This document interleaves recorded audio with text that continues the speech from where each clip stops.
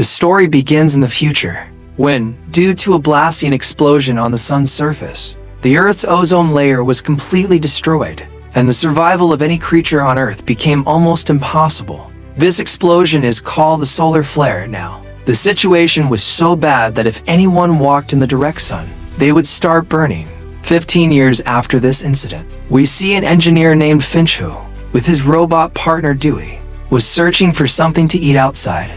To protect himself from the sun's deadly UV rays, he wore a special kind of suit which protected his entire body from radiation, and also, if the level of radiation started increasing further, it would tell him beforehand to hide somewhere. Anyway, Finch, humming something, reached a store with Dewey, from where they collected dog food as well as other supplies. Many corpses were lying on the ground there, but they ignored them. After the work was complete, Finch put a mark on this building, so that next time he remembers that he has emptied this building.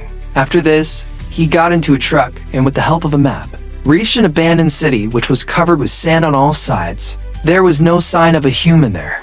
That's why Finch was moving ahead, clearing the path by hitting the cars. Suddenly, Finch's suit alerted him that a very big storm was coming ahead, so Finch tried to run away from there quickly.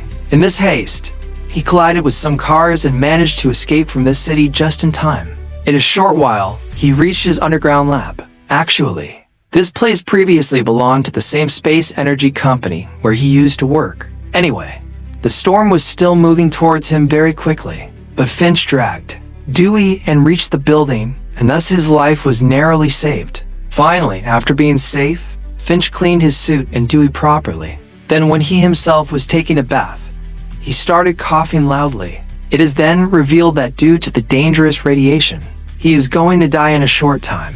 Anyway, after cleaning everything properly, Finch reached his small room. Seeing him, his dog Goodyear jumped and came to him, and Finch showered him with love. Then he gave his dog the food that he had brought. But Finch himself only had a drink because he had very few things left to eat. Later, he kept looking at the can of peaches kept in the fridge with longing eyes. But he somehow stopped himself and saved this can for a special occasion. After this, Finch got busy with the work of his main project. Actually, he was building a humanoid robot who would take care of Goodyear even after his death. One of Finch's robots had scanned all the books in the library, due to which all their information was saved in a database, and now, Finch was about to put this database into the mind of the humanoid robot. Anyway, in between, he would take a small break and play ball catching with his dog. Then, in the evening, Finch was reading a book on radiation.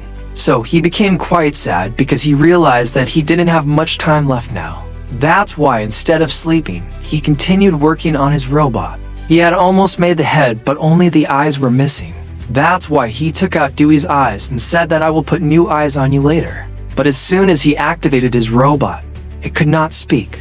But it was answering Finch's questions by shaking its head. Finch was very happy seeing it. That's why he quickly fixed its speaking problem too. Finally, the robot started speaking, which seeing his dog Goodyear got a little scared and started barking loudly at him. Then the robot chose its name, Jeff, and told his owner Finch that I know everything that you had put in the database. According to its programming, the robot had to obey all of Finch's orders. The first of which was that it would not harm humans. Finally, Finch explained to Jeff that your real purpose is to take care of Goodyear after I die. Suddenly, the building's electricity went out. Finch went outside and restarted the wind turbine in here. Jeff tried to talk to Goodyear, but the dog just peed on his leg and walked away. Suddenly, Finch saw a very strong storm coming from afar. So he quickly ran inside and connected Jeff to the weather station. It is then revealed that in the next 24 hours, different storms will collide and form a tornado that will last for about 40 days. It was absolutely impossible to escape from such a terrible tornado. Therefore, Finch decided to get out of here as soon as possible. Finally, he ate his can of peaches, and ignoring the blood flowing from his nose, he looked at the map and saw that this could be the last way to escape. Now they would have to go towards San Francisco City in the west direction. After this, Finch completed the work of making Jeff's body and increased the speed of data transfer. But even after this, he calculated that the work would only be 72% complete, but he didn't have much time. Finally, he connected the robot's body to its head and Jeff stood up. Then Finch taught him to walk. which seeing Goodyear barked even more. Jeff stumbled and fell a couple of times. After this, Finch packed all his essential belongings. Here, due to not having eyes, Dewey was constantly bumping into things. Therefore, Finch used his security camera and gave him new eyes. After this, the entire team set out in the RV.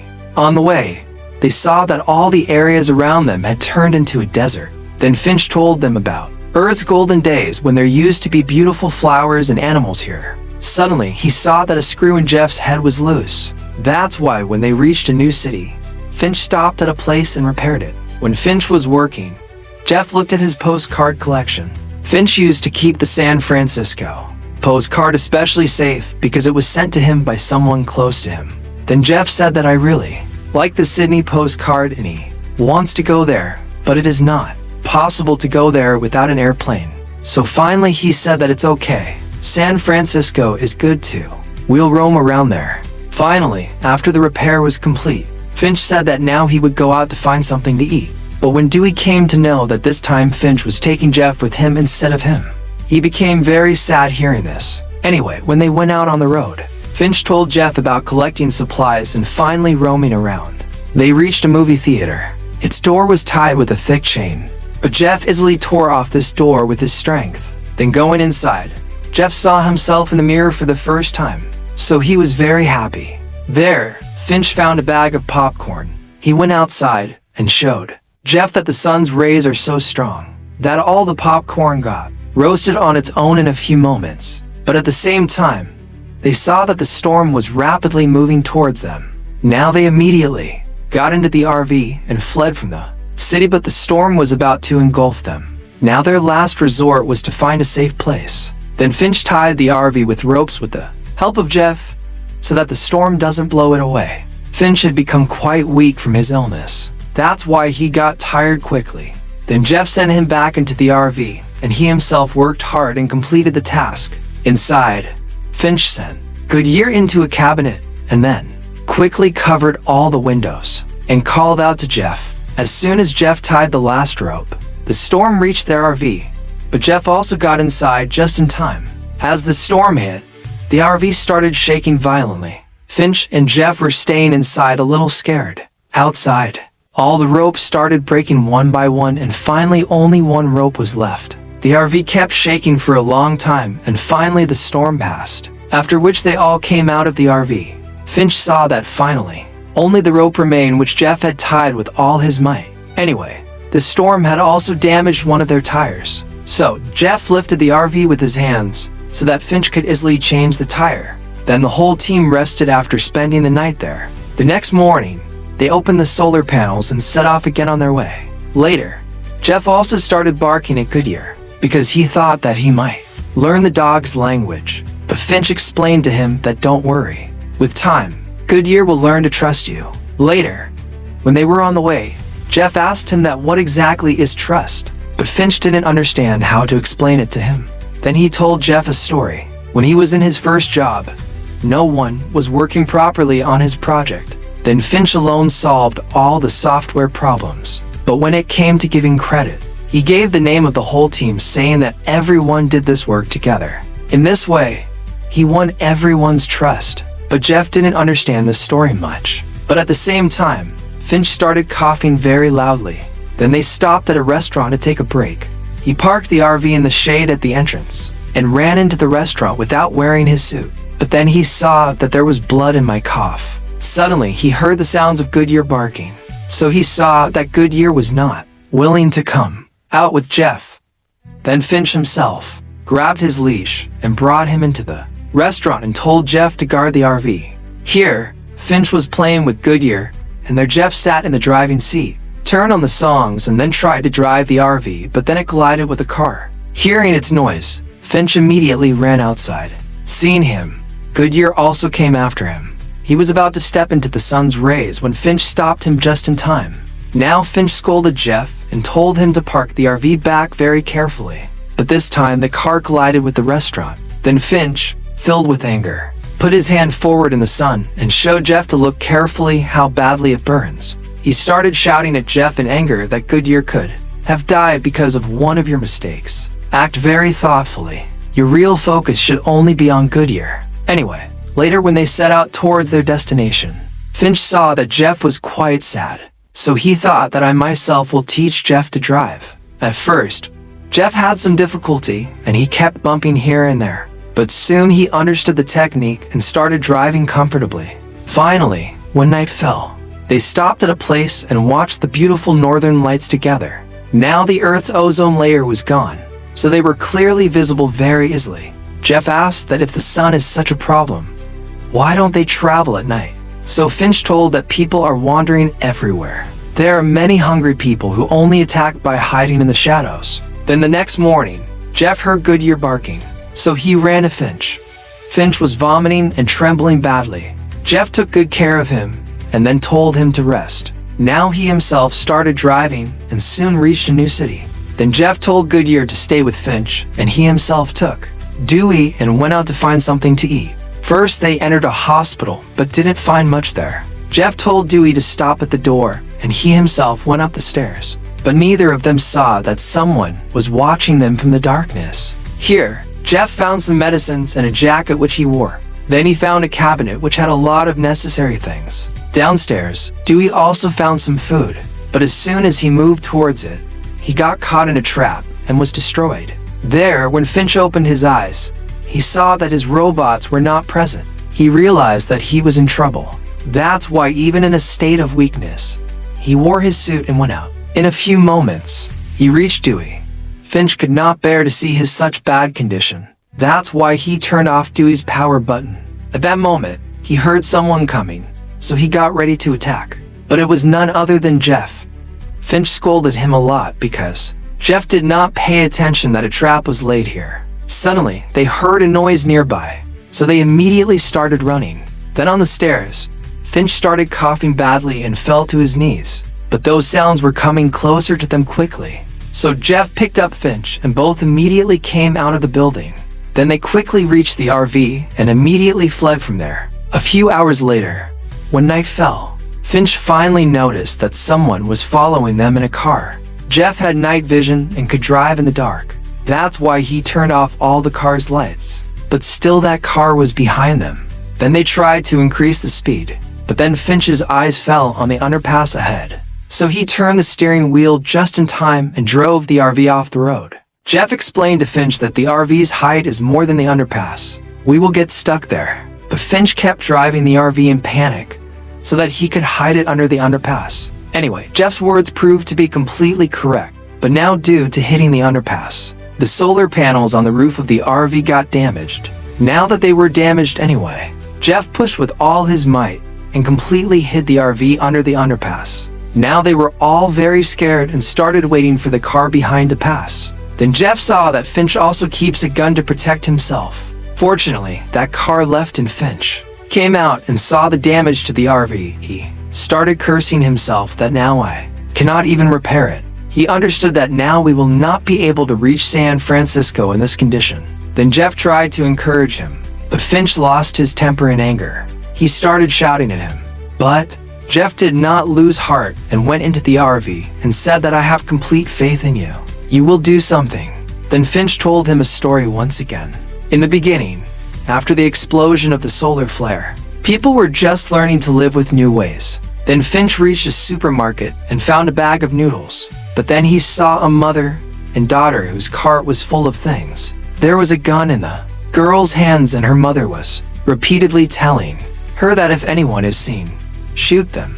Now Finch kept hiding for fear of death. But at the same time, a goon arrived there with a shotgun and started asking for things from both of them. But in the scuffle, that goon fired several shots. By the time Finch came out, both the mother and daughter were dead. But then he heard a sound. He looked at the girl's bag, and a frightened puppy came out of it. That day, Finch adopted this puppy, named him Goodyear, and decided to always protect him. From that day, he decided that he would not trust anyone. Anyway, then the next morning, Finch was resting and Jeff was driving the RV. Then Jeff checked the post cards and found out that the San Francisco card was signed by Finch's father, and also the other postcards were completely blank. At that moment, suddenly the computer reported that the UV rays here are not that dangerous and Suddenly a butterfly collided with the RV. Jeff did not understand anything. Finch, surprised, put his hand out and it did not burn. Seeing this, he was overjoyed and came out to enjoy the sunlight. When he saw butterflies and a flower nearby, his happiness knew no bounds. After traveling for many hours, they started seeing many trees and plants in the nearby area. To celebrate this, Finch wore his special suit and stopped the RV and sat down for a picnic in the sunlight. Then Jeff said that he saw them all standing on the bridge last night. Hearing this, Finch was quite happy because Jeff had now learned to dream like humans. Then Jeff asked him that why did you lie about the postcard? So Finch told him a new story. When he was a child, his mother told him that his father has Viking blood in his veins. Then Finch showed Jeff a picture of a Viking funeral Finch's father had left before he was born because he was an engineer who used to build big bridges and had to go to different countries for his work. Finch never talked to him. But then on his 15th birthday, he received a postcard. His father had written that he would like to meet his son one day, and Finch had bought this suit for this special occasion. Anyway, unfortunately, he did not hear any news of his father after that. Jeff found this story very interesting. He said that if we leave quickly, we can reach the Golden Gate within 18 hours. Your father had sent a postcard from there, right? But Finch reminded him of his condition. He won't be able to reach there. He is going to die soon. Then he threw a ball and taught Jeff to play with Goodyear. But even when Jeff threw the ball, Goodyear would bring it back only to Finch because he still did not trust Jeff. Suddenly, a lot of blood started coming in Finch's cough. Jeff tried to help him, but Finch said that you have already helped me a lot. Then he shook hands with Jeff and hugged him. Finally, Finch went and laid down in the RV, and Goodyear went near him. Jeff stayed outside and was collecting supplies. But as soon as the sun set, he heard the sound of Goodyear crying and he understood that Finch was dead. Finally, in his honor, Jeff and Goodyear also cremated him with the suit, giving him exactly a Viking funeral. At first, Jeff did not understand what to do next, but soon he remembered that he had promised to take care of Goodyear. He fed Goodyear and then threw the ball. So, Goodyear brought the ball back to him for the first time. Soon they became friends while playing, and Goodyear also hugged Jeff. Finally, they set off again on the road because they wanted to reach Finch's destination. In the end, when they reached San Francisco, Jeff built a memorial in Finch's memory and went to see the Golden Gate with Goodyear. His eyes were wide open seeing the beauty there. Along with this, he saw people's messages there which they had left for their families. Seeing all this, Jeff told Goodyear that they should find these remaining people and help them. Finally, he made a drawing of his team on a postcard and hung it and set out to start a new life with Goodyear. If you liked the video, like it, subscribe to the channel. See you in the next video.